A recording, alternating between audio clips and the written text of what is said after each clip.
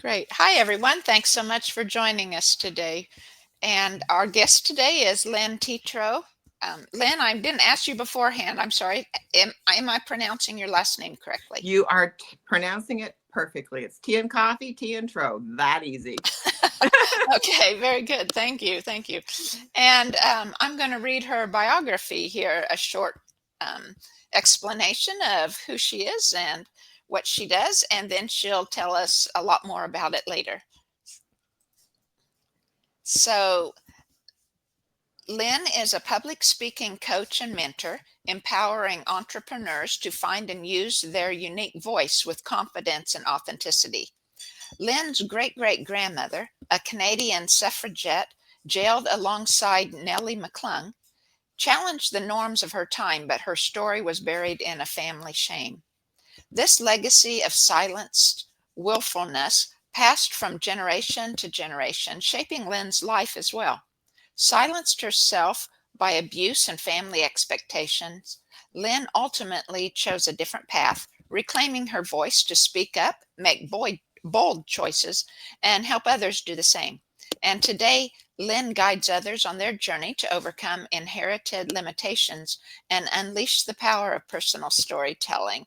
And her links for Facebook and LinkedIn will be in the description so you can find her and learn more about her. And Lynn, we have a lot in common with the ancestors that influenced our life. And I'd love if you would tell us more of your story and like how specifically you got into the work and such. But then we can go a lot deeper into the ancestral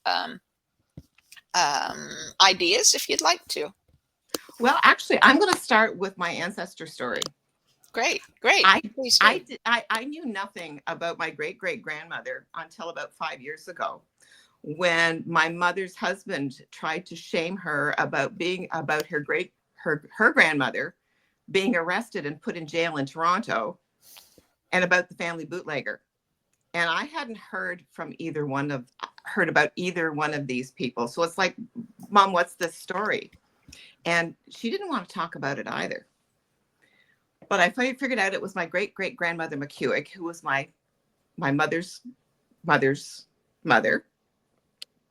And doing a little bit of digging, and I found out that yes, she had indeed been jailed for protesting for women's rights, for women's suffrage, for the women being able to vote. And not only was she jailed, but she was jailed with my icon, Nellie McClung. My favorite quote, everybody says, what's your favorite quote? Well, my favorite quote is from Nellie McClung. It's never retract, never explain, never apologize, just get the thing done and let them howl. I put damn in there when I say it is get the damn thing done and let them howl. But yeah, that was always my favorite quote. And that's kind of how I tried to live my life, which was really difficult. My family went through a lot of trauma. It started with the death of my father when I was 4. He was only 24. And it went on from there. My mom's mom passed away from cancer a couple of years later. My father's father died of a heart attack. My grandfather on the other side died of cancer again. My mom remarried to somebody who was very controlling and abusive. They had a child who was born with hydrocephalus, and she died when she was 2.5. My mom, in order to cope with this, tried to keep us, very strict in line in boxes. And I probably have ADD. That's never been diagnosed, but my brain is going off in cycles and circles off on tangents all the time. My younger brother definitely has ADHD. He was the kind that was like, Mrs. Teatro, dance up on the roof again. Those kinds of things. And so in order to control us, to get us to behave, to not climb on the roofs, to not talk back, she beat us. It wasn't just spanking. She used, I don't know how many hairbrushes she broke on my brother's butt. The worst one for me was when I was 13, and she hit me with a wire fly swatter until the end flew off, and then she kept on wailing. So that was the last time I ever said or did anything that stepped out of the family line. And that's when I knew that I had lost my voice, when I couldn't speak up. So I had 3 relationships. The first one was controlling. He was a nice guy, but just he wanted me to fit into the mold that I was raised in. You know, this is what you do as a wife. This is what he did as a husband. And I had aspirations to do something more with my life. And I had applied to college, worked hard, socked money away, looked after children, worked in a restaurant, and was ready to go to register for college. And the night before I was to do that, he and I fought all night long. It didn't stop until my mom's husband came up and said, it came to the door at 7 o'clock in the morning. And he never just dropped in, let alone at 7 o'clock in the morning. And the first words out of his mouth is, I've got bad news. Your brother Dale's had an accident. He's in Sunnybrook Hospital and it doesn't look good. So my brother, who was a year younger than I was, had broken his neck in a diving accident. The prognosis was that he'd be a fully disabled quadriplegic and he'd live 3 to 4 years. So all my plans went out the window at that point in time. He had a little girl who was not quite 2 years old. She was the same age as my younger daughter. He had a son who was like 3 or 4 weeks old at that time. So as a family, we had to rally around, and we resolved as a family that Dale would never spend a day alone in the hospital at Sunnybrook. So I took turns looking after his kids. I took my turn going into the hospital.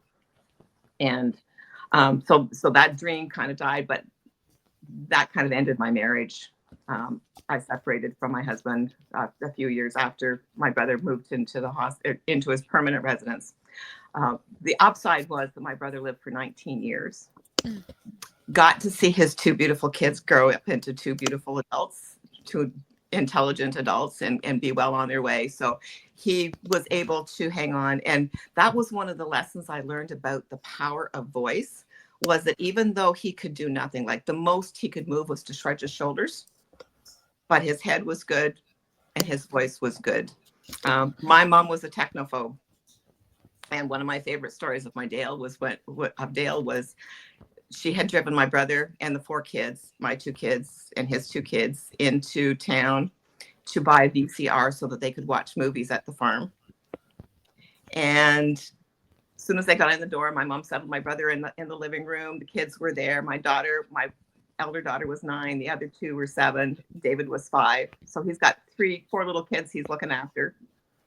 But he respected them and he loved them and they loved him. So everybody was in good hands. They looked after him. He looked after them. And so she got them settled in. And because she's a technophobe, it's just like, oh, there's the VCR. I'm going to the barn to look after the horses. So when I come up a couple hours later, here's Dale sitting in the middle of the living room floor with the map or the instructions on his lap. And he's got the kids setting up the VCR. And it worked. Wow. And the only tool that he had was his voice. Yeah. That's the power of voice. So my final relationship was really, really abusive. And I ended up leaving him, getting involved in the YWCA. And they sent me on a trip with the Outward Bound Wilderness School. And that was really empowering. And they did, the person who organized it was doing her master's thesis about the power of this program. And, you know, science research, you have to have measurements.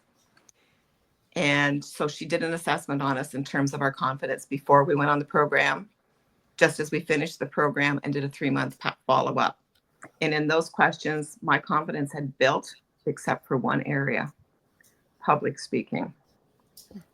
So I took that to heart and joined Toastmasters, claimed my voice. My first presentation with Toastmasters I was like this, reading my speech word for word, hiding behind the lectern, stammering and stuttering and red in the face, but I did it. And I took their encouragement and their words to it and committed to the program and went on from that to being a competitive public speaker to the work I do now.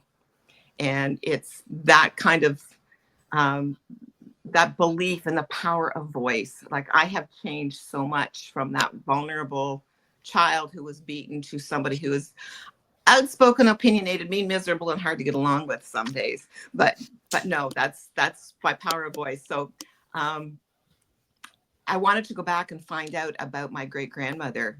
And a friend of mine is a psychic. And I said, Linda, can you connect with somebody that I've never talked to? Can you reach out to her? And she said, who is it? And I told her, and she says, well, do you have anything? And I says, I've got nothing. She says, well, I'm seeing a book. But anyway, we set up for reading, and she kind of put a call out to all the people in my ancestral world and said, Lynn's doing a reading. Anybody want to join? So there was 7 people who showed up at that evening at that meeting. And she says, there's someone here who's in a long dress and she's in a church. And I've done some research on Nellie McClung, and I discovered that a lot of the women that she worked with were Christians and were very faith-based. So I'm pretty certain that that was my great-great-grandmother making an appearance. And she said to me that, yes, I have inherited her poise and her dignity. So I wouldn't call it that, but I'm going to own it. But yeah, I think that that's one of the things that there's something that has made me not fit in that box. That, you know, I didn't get encouragement to speak up for myself. I didn't get encouragement to have my own mind, but it has been there my whole life. And now, as a single, sassy 69-year-old, I get to be me. I get to use my voice, and I think that that my great grandmother is rather proud, and I think a few of my other ancestors are rather proud of that too. Yes, I would think they would be. Well, awesome. What a unique story. I was wondering if you could explain to me and to the viewers, you mentioned the 2 different groups, and I wasn't familiar with either the Outward Bound program and the Toastmasters. If you could just tell us a little bit about those, maybe, just so we have those Okay. in concept with what you were talking about. Toastmasters is a worldwide organization that helps people develop their communication and leadership skills. And it's a peer-led program. Nobody is the expert. And you join, and when I joined, the program's changed. It's developed to be an online program, and it's got many layers to it. But when I joined, we had what we called the Communication and Leadership Manual. And your very first project was to do what they call the icebreaker. And that is a 4 to 6 minute presentation on anything that you want to talk about. And at that time, given the amount of sad things that had happened in my life, and I hadn't been able to quite let go of those, I chose to talk. My topic was called My Gifts. So my gifts were a ring that I wore on my finger that my brother and his wife had given me for standing up at their wedding. And up until Dale had his accident, they had like the best marriages ever. And unfortunately, with spinal cord trauma, the mortality rate for relationships is like 97%. And they separated too. But it's still, that ring gave me faith in love. My hair, my red hair, chemically enhanced now, but my red hair I get from both my grandmothers. My grandmother Harrison and my grandmother Teatro were both redheads, despite the fact that both my parents were brunettes. And the third one was a necklace that I had been given to me by my son. It was a little elephant, jade elephant. So it was just, that childhood. So I talked about that. It was something that was, sweet and innocuous. But anyway, Toastmasters helps you develop your public speaking skills, mostly because you're expected to do something in a meeting every time you show up. So sometimes it's prepared speeches, sometimes it's a leadership role by introducing people. There's the one that I absolutely hated, and it was called impromptu speaking. They had somebody say, Lynn, tell us about, and they'd give you a topic. Oh. And and speak on your feet. And every time they asked me to do something, I would say no. It was like, nope, there's no way. You're never, ever, ever going to get me to do that. They persisted. I finally capitulated, started doing table topics, and the medals on your wall, I won for table topics competitions. Wow. Yeah.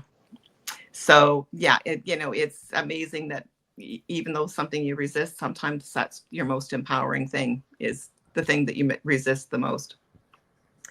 And I've got what they call 2 DTMs, which is Distinguished Toastmasters. It's like a university degree for public speaking. Okay. Toastmasters also teaches you leadership skills, how to run a meeting, how to organize people. So one of the things that I did was organize a conference, and it's all volunteers. So that was quite an experience.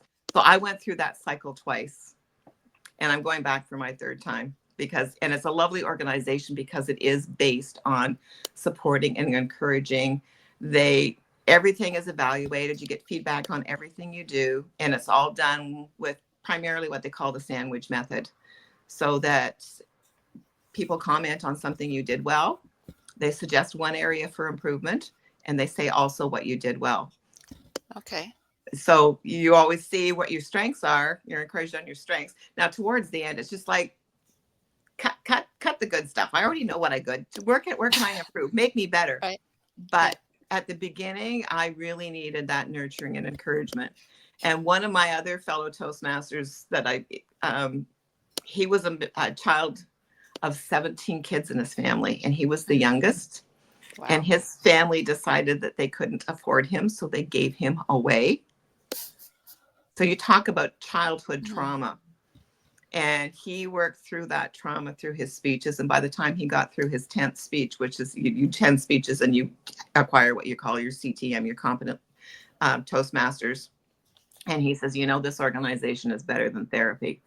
Now, I support that. It is therapeutic and it's helpful. I don't say don't go to the therapy, but the combination of the two of them, magic. Outward Bound Wilderness School is another international organization. The one that I joined was based in Toronto, and it offers wilderness programs. They can have leadership programs, and you can do team building for a whole organization or business. But the one that I was involved in was, I don't think they run it anymore. I haven't seen it advertised, but it was called Women of Courage Program, and they got government sponsorship and donations to run a program for women, and they did several of them. I know they did one in BC. The one I did was up in Algonquin Park, but it ran out of Toronto, and it was all women who had been through abusive relationships. And again, it was another story of, they're saying we're going to be portaging, we're going to be camping, it's all going to be outside, and it's like I was all gung ho except for that canoe, and it was like, this is how you portage with a canoe. And it's like, no, I'll carry backpacks, I'll carry bags and things, but there's no bloody way I'm going to be lugging around a canoe. 7 days later, all of us were picking up canoes and lugging them around because we could. Oh.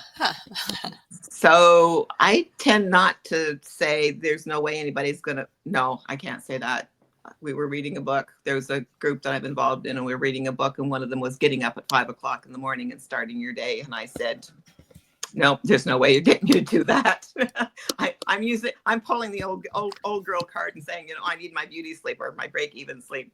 I'm not doing that. And then 2 days later, I was awake at 5 o'clock in the morning. So You still get up at 5? No. I was awake at 3. Was worked for 2 hours, then went back to sleep. So I got to sleep until 7:30. But yeah, I tend to use that no way you can't make me words with caution. Yeah, you've learned. I've learned, yes. Well, it's so interesting. I had much problem finding my voice, and I think it's still one of my drawbacks today. In fact, I would never have thought to start a podcast, but my husband said, I think you should do this, for your business or whatever. And so, it resonated, and I thought, yeah, I should. And I thought, well, at least it'll help me get more comfortable talking in front of people. Now, and it depends, for me on what I'm comfortable with. So I was an auctioneer, and you'd think you'd be real good at being in front of people because you're in front of people all the time. But it was, in my mind, it was like they came to see whatever it was I was selling, right? This item. They didn't come to see me. I'm just the go through, right? Yeah. And so it didn't bother me. Same way I was a church organist and pianist, and it didn't bother me because it was like, well, they didn't come to see me, right? It was just, I'm the backdrop. Yeah. And here it's different because I have to carry a conversation. And so it's been good for me to learn. But yeah, losing that voice or never having that voice um, comes out in many, many ways in our lives, right? I found mine started in gestation, and then other things happened through that life that kind of did the same Mhm. thing. So it's been a challenge for me to find my voice, and in programs that I do, it's like, I'm like you reading the book. I'll tell people I'm going to read the book most of the time, Uh-huh. and then I look up from reading. But uh, anyway, it's a wonderful thing to help people to find their voice. And And um, we never know when we really need it. There's times when it's like, I should have stood up for that. I should have said something, but because we haven't practiced using our voices, we're silenced. One of my favorite stories is about Gandhi. Uh, when he was in university in England, he was invited to do a presentation and talk about vegetarianism because of his spirituality, and that was something that he was knowledgeable about. He prepared for it, went to give his presentation, and ended up having to get somebody else to finish it for him because the anxiety was so bad he couldn't finish it. And then mm, you think about Gandhi and how much the movement he started, and he didn't start that by raising weapons. He raised that with his voice. He learned to become a brilliant public speaker. And it wasn't something that happened overnight for him, but it was because there was something bigger than him that he needed to share his voice about. And I think that's the other part too, is we never, and it's a good thing too, we're never confronted with that huge big thing that we say, yeah, I have to speak up on this, or we do and we don't, and crazy things happen in the world because too many people have been silenced. yeah, yeah, staying silent. It's kind of like mm, a part of my story I related to the Dr. Seuss book, Oh, the Places You'll Go. And they go through all these when you graduate from high school, right? Or whatever Mhm. you go through. But they come to this page for people just waiting for the phone to ring, or this to happen, or that to happen, or the bus to Mhm. come. And it's like, I would cry every time I got to that page if I was reading it to my boys when they were growing up, because it was too painful, because I had waited and really, waiting for things to happen. So I mean, it's not speaking, not having that voice in whatever form it is powerlessness, right? It is. It is. No, our voice is our power. And if we don't use it, we lose it. And if we don't have it, we lose. Yeah. Yes. Yes. And so does everybody else that we love, because they Yes. don't get to know us. They don't know what we stand for. They don't know all of us. And so they are missing out. And as a grandparent, that is so important that they get to know, my grandparents, with the exception of one, all passed away before they were 60. Mm, And being blessed with the one that was left, my daughters got to know, my kids got to know, my daughters got to know. My grandmother took a stroke the day my son was born mm, and died a couple of weeks later. So he never got to know her, but the girls did. And so they were gifted with her and her authenticity and her voice and her quirkiness. And so they know that they've got part of her in them, and they know what to experience in that. So yeah, if we don't have our voice, if we don't share our authenticity, if we don't share our values and what we stand for, it's not just us who miss out, it's those we care about. yeah. Thank you for saying that. It's um, sometimes as grandparents, it's hard to hard to know exactly how to express that in ways that it'll be received, or I don't know, alloved's not really approved of by your grown children whose kids you're talking to or Yes, yes.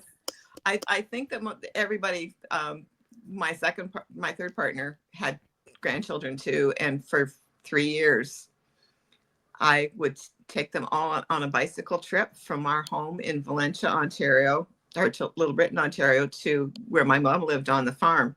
It was 18 kilometers. We packed snacks, we packed drinks, and we had 3 stops along the way. One was the alpaca farm, and then there were 2 swimming pools that we went swimming in. And then we Oh, went that's great. and then my mom would have a big dinner ready for us. And then we slept out at night in the gravel pit and had a big bonfire. And then the next day I took them to a pond where there was clay. They could swim in the pond. They covered themselves with clay. I've got a Facebook video that I did of them. And it was a riot. They loved each other. They had a great time, and they did something that again was part of my childhood, and got to experience life. And then we would throw them in the bathtub and throw the clothes in the washing machine before we sent them home. Right. But they slept really, really well that night, and parents got a break, and they got to experience part of who I was, got to experience my mom, who was great grandma. Right. And so there's things that you can get away with if you present it the right way. That's right. That's right. Well, and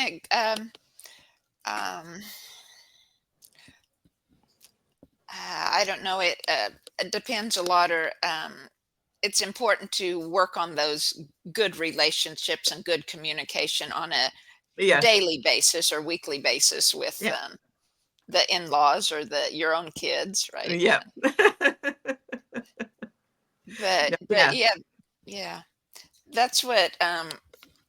Also, I was having my boys are in their mid-30s now, and I was having a conversation with one of them a few months ago and his wife, and we stayed up late discussing what I feel real important things, my journey, right? And about, we were talking about ancestors and why I did the work I did and stuff like that. And so, of course, I had to go through lots of changes along the way, and speaking wasn't, I had trouble speaking my truth, right? But I carried through with all the actions I knew I had to do because I knew my spirit would die inside. And I had almost, in my first marriage, my spirit had almost died from abuse and neglect and everything. And so I would never allow that to happen to me again. And but I thought it was so great because my son then said, so you see all these steps you took us through basically as being stepping stones to where you are now. And I said, yes. I said, I couldn't have gone from here to there in one jump. That was all I could do, to do one move at a time. And that's one of the things I'm revamping my program, and I'm deliberately putting in stepping stones. I call them micro wins that don't take any more than 5 minutes, but it's little micro steps that you can take towards your goal. And they're built right into my program now, because taking those leaps is hard for everyone. But if we can take those baby steps in the right direction and be held accountable for them and be praised for them and celebrate them, it makes the journey ever so much easier. And I think that's what the Toastmasters thing was for me. And even the Outward Bound experience, they didn't say, you're going to go straight from doing a big speech right from the beginning. No, it was all those little incremental steps that I built on in order to become a confident public speaker. Not a brilliant public speaker, but I went from hiding behind there to, oh, give me the microphone, that kind of thing. I've got that attitude now.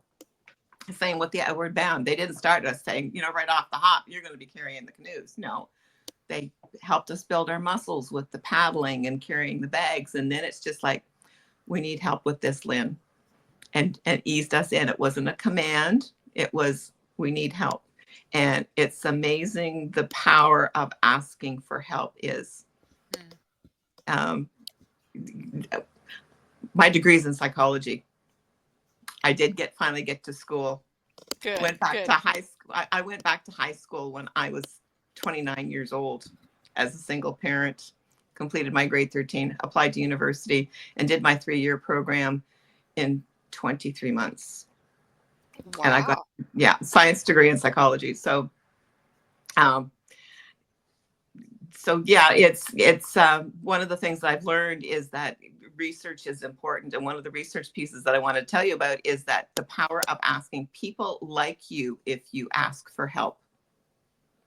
You dictate orders or you say, I will help you or I will insist you do this. People aren't going to like you.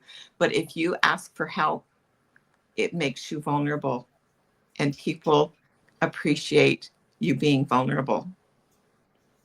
So that's Yeah. something else to think about is like when you ask for help, you're doing more than just being vulnerable. You're helping people like you. You're creating a bond. Yeah, that's good. Thank you for sure.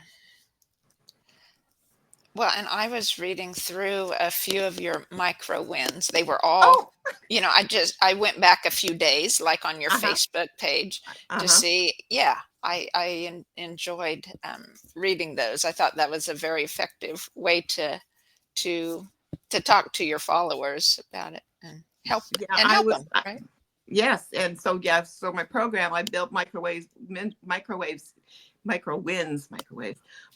that are specific to what they're working on for their first project or for their projects. So it's the micro wins that I put out on Facebook are ones that even if you're not thinking about developing your voice, well, about developing your voice, but not in a formal way. It's micro wins that anybody can do, whether they're in my program or not. It's like, even if you just pick up one and do it, I think Mhm. that will be a little bit of empowerment that you've gained for yourself.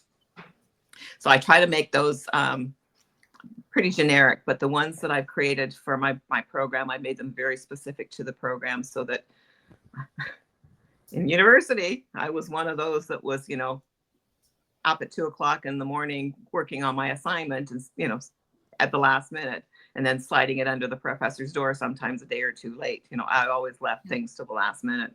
So the microwave wins now, especially in this crazy, crazy world where we feel like our attention is pulled in so many different ways. I figured that having micro wins that are built right into the program will help people do those little 3-minute things and get into the habit of making those baby steps.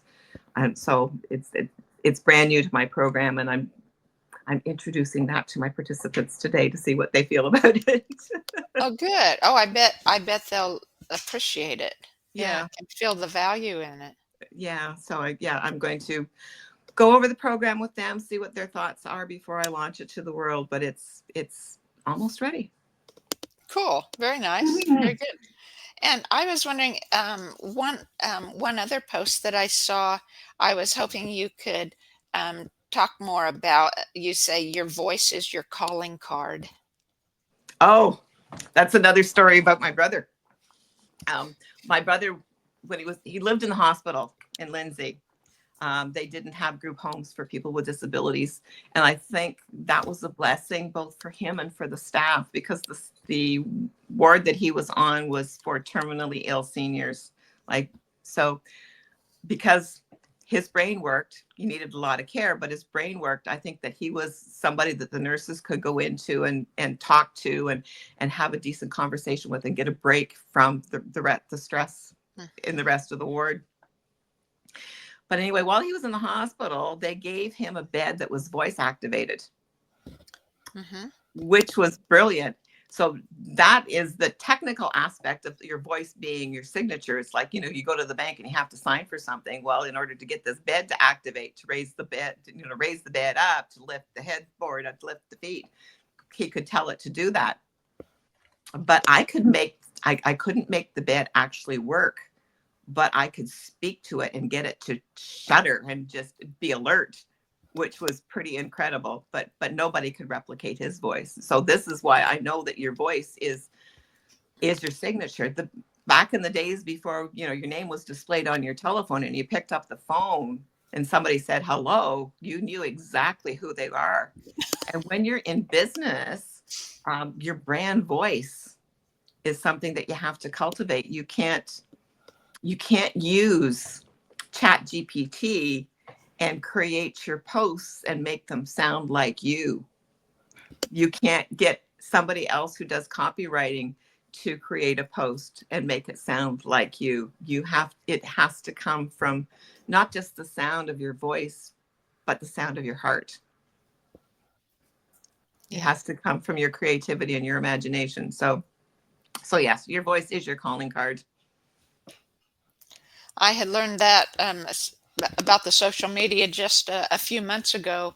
I hadn't in the past liked doing social media at all, and when I decided to become more active in it for my business, then I hired my daughter-in-law who was Mhm, trained or educated in social media and mhm. whatever else she does business wise, and Uh-huh. so she did my posts, and it was like so I went a year and they were beautiful posts. They looked great, Oh, but there was no interaction.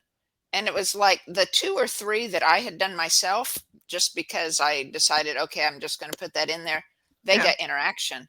And it was yeah, like, okay, universe, you're telling me I got to do this by myself. And, the I had just thought of that. And then, like, the very next day, she emails me and said, I took this new job and I'm just too busy. Do you mind if I don't do yours anymore? And I was like, okay, yeah, at least I had a prep.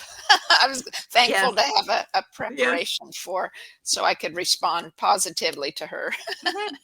And you can go back to the posts that she did for you and take those same topics and rewrite them. Yeah, that's true. I could. Yeah, yeah. Yeah. You can take those same ideas and put them into your words, as long as they're ideas that you own, because that's the other part of it. It's like, Oh, yeah, they you. were. Yeah, I sent her, the topics I wanted or my from my own research and different things like Mhm. that. So I sent her all the things she could use, and I said, just pick anything, pick Yeah, anything in there you could use. yeah. And so yeah, I could make it in my own words. So that's a good idea. Thank you. Yeah, You're welcome. yeah, Yeah, yeah. No, and some of the ideas that pop up in your podcast, you can pull some of those ideas and flesh them out and give them a little bit of a spin. Give them the Carla spin. yeah, yeah. Yeah. I could. It's like a part of though, for me anyway, the voice and making myself heard is taking the time to do it. I mean, like you said, you kind of used to procrastinate a little bit, Mhm. and I don't feel I'm procrastinated, but there's like so many things that I'm a one person show, right? And Mhm. so it's like there's so many things to do, and how do you choose which is the most important to for your voice to do, right? Mhm. To express your voice in. And so Uh-huh. I mean, so I take time, and listen to my spirit, my inner self within me to find, okay, well, what do I want to do next? Or Mhm. I can make a list and make a priority list of, what those really Mhm. need to be done versus things that Yeah. don't need to be done as much. And so how do you advise people like that on what to express their voice on? And you nailed it with priorities. So what do you need to say? Who needs to hear it and why? So there's the voice that you need to have in your home with your family. There's the voice that you need to have with your business. And so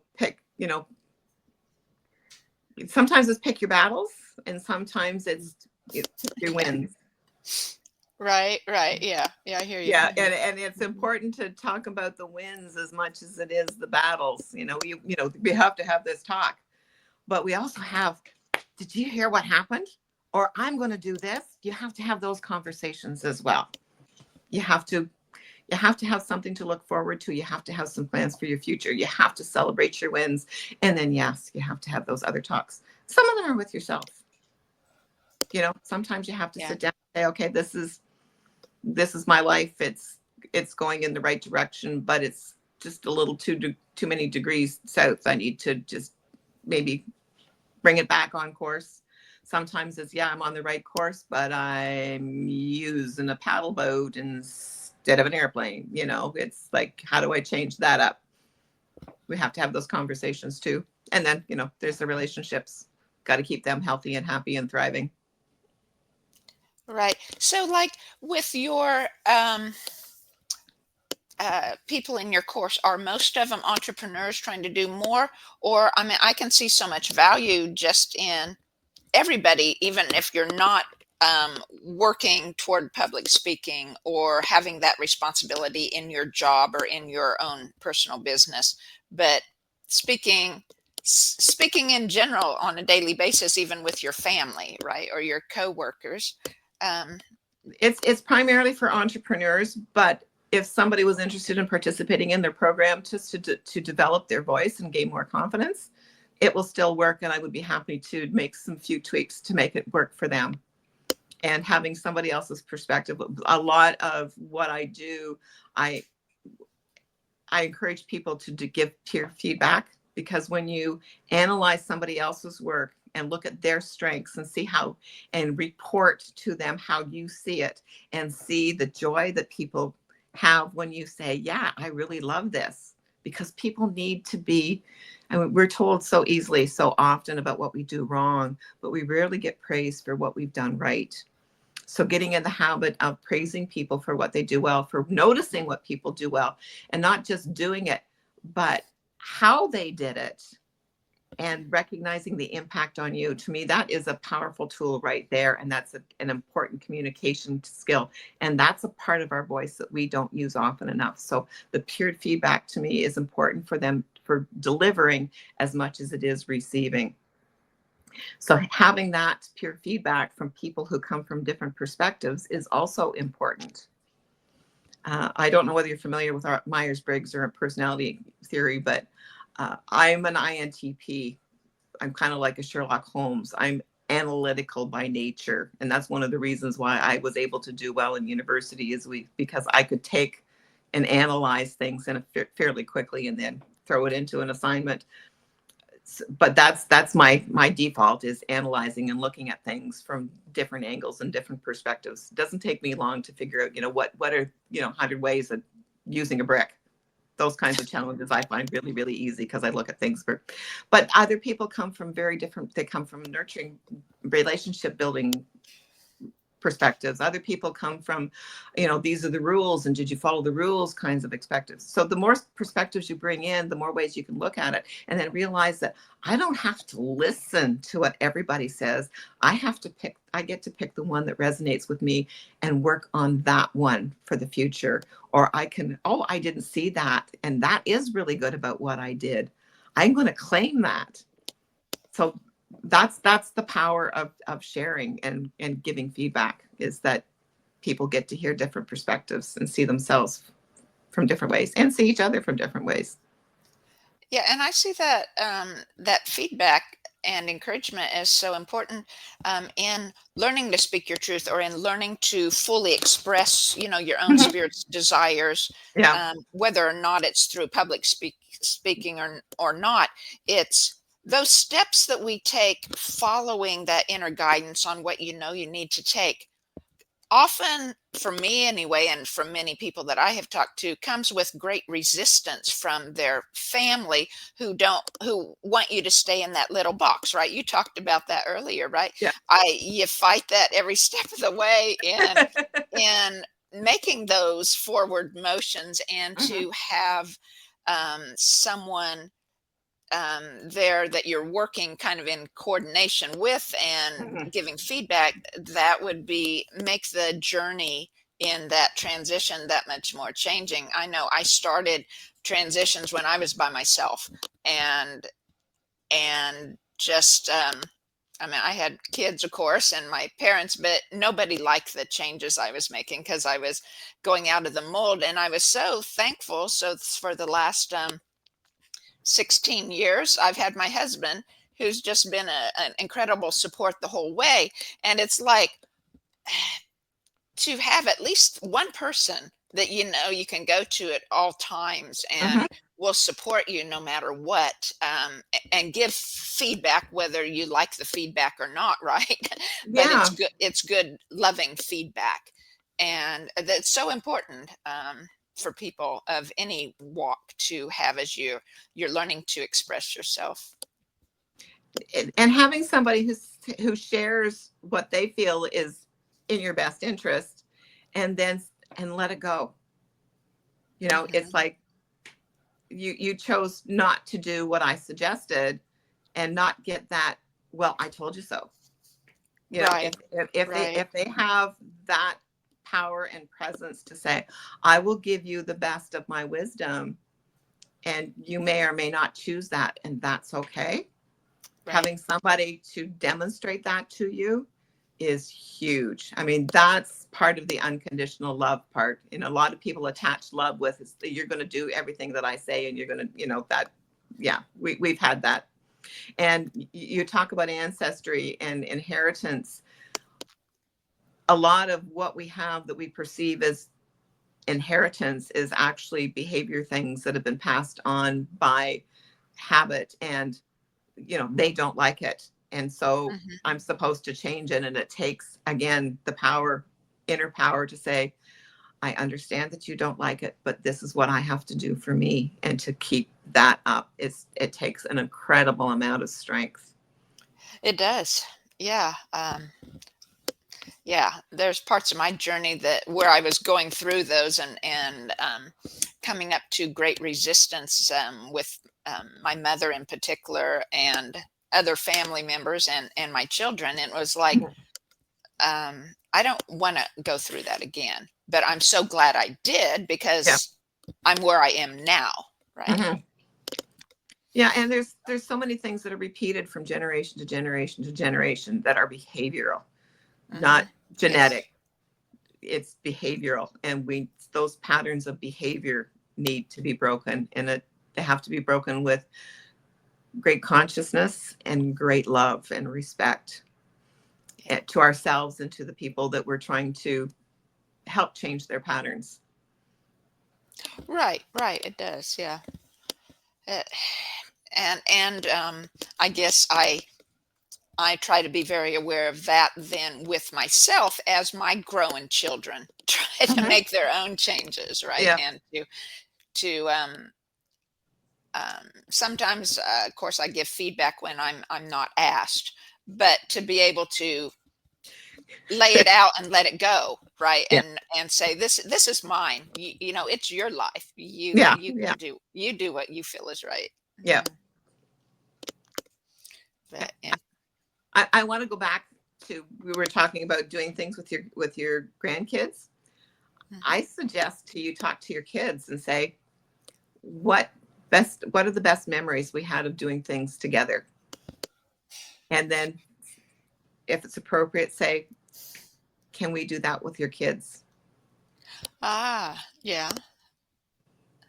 So Uh-huh. that might be a way of, doing things with your grandkids, and you get passing on the good things and rekindling those lovely memories with your children. Yeah, yeah, that's true. That's really nice. Thank you. I've been so thankful and so blessed. We haven't always lived, but the last 5 years I've lived within like an hour drive of one of my boys, and he has a little girl who's just turned 3, and so I'm close enough to see her, and I'm just so thankful that he wasn't always close with me. Hmm. But he was always close with my parents. Hmm. And so he wants that grandparent relationship.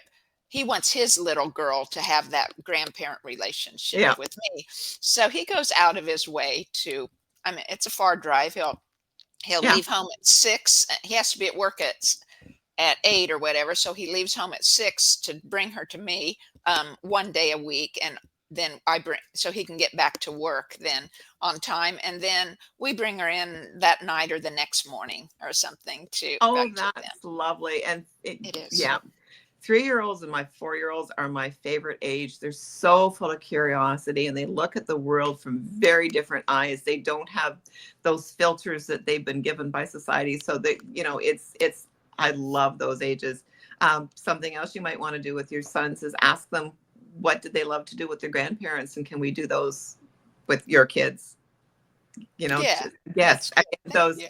Mhm. those positive experiences. Your son obviously has some wonderful memories with his grandparents, and Yeah. if he wants them to be rekindled with her, then he needs to spell them out for you, because you weren't there, or you maybe have been there, but you don't remember them the same way.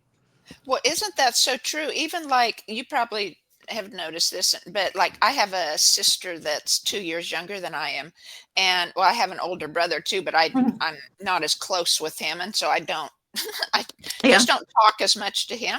And so, but I talk with my sister, and it's like we remember things, and it's like we're 2 years apart, and we grew up in the same family, and it's like we don't remember things at all the same.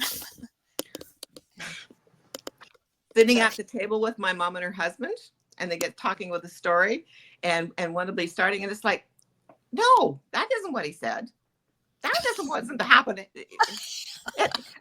And they're the same age, or they experience it the same way. yeah, So it's bound to happen. And again, we all see the world through a different lens. And right. that's why we have to talk about each other. And if it's an important experience, to talk about it and say, what did you see? Because sometimes it won't be the same. And you can enhance each other's experiences by talking things out. That's one of the lovely things about getting together with old friends is and talking about experiences is like, oh yes, bringing up those memories. But again, hearing how they valued them, their perspectives. So we don't get much processing time anymore. Right, we don't. One thing I had enjoyed when came to my mind when you were just talking about remembering those things. Um, I had been a um, adult care nursing home administrator for several years, and one of the things that I had found during that time, they had these little books um, for the grandmother or the grandfather, right? Mhm. That where you encourage them to write down, kind of like a journal where they could write Mhm. down their different Yeah. memories or whatever. And I had bought one of those little books for my own father who was starting to have dementia and stuff. And it was like, so I would turn a page and ask him the question and then, write down his answer. Uh-huh.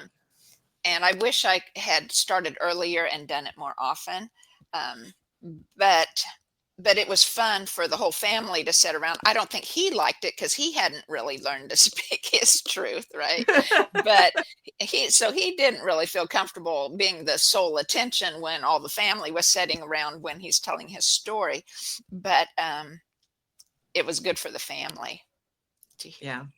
yeah, And kudos to you because you gave them all a gift that they would not have had if you had not chosen to pick up that book and use it. yeah, yeah. Thank you. Well, Lynn, I've really enjoyed our conversation. Me Um, too. and I wanted to tell you because we have another thing in common that might not have been so obvious to you is that my hair is red too. I had red hair, and my grandmother had red hair. My maternal grandmother, that's where I got my red hair. And of course, it's faded now, so it's almost brown. But Yeah. I still have a little bit of red on each of the foreheads, right up here. The other. But but Yeah. anyway, so it's been lovely visiting with you. I It's been appreciate great all visiting with you. the talk about the ancestors and our family and how we are so interconnected for the generations, and there's no end, right? My business is called Ancestral River, Hmm. which is streams of actual physical energy within our biofields that contain Hmm. ancestral DNA. But for me, Ancestral River is that love, right? That connection between all the ancestors, Hmm. whether we knew them or not, whether we actually spoke to them or not, and how we pass everything down to our children, and how what we can do now affects those who have gone and those who will come. And we can change the world. And yes, and if we don't change it, then shame on us, or at least Yes. change it in a positive way, Right, especially that now. saying, So yes, that saying of, well, if not now, then when? And if not who? If not me, then who? then who? Right? Exactly. It Exactly. has to be. If it's there for you and you're willing to do it, it's your job. The universe meant it for you. Yeah, and my philosophy is if there's something that needs fixing and there's nobody else around to do it, I guess that's on me. Yeah. Or at least you to find help to do it. Right. Well, and that's part of it is like, there's lots of things you have to do yourself, but you never have to do alone. Right. There you go. Yeah.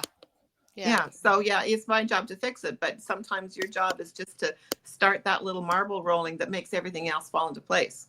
But if you don't flick that finger and make that marble roll, then nothing else is going to happen. Right. Awesome. Awesome. Yeah. Lynn, thank you so much for being with us. Is there any final word you'd like to leave with the viewers or talk about more of your program or how to get hold of you? Well, certainly can find me on Facebook. Find me on Facebook. Find me on LinkedIn, and email at Lynn at myvoicecounts2, the number 2.com. All right. Very good. So I just say thank you everyone for watching, and we'll catch you next week. And be sure and look up Lynn if you need to find your own voice. And we'll talk to you next week. Thanks so much, Carla. You bet.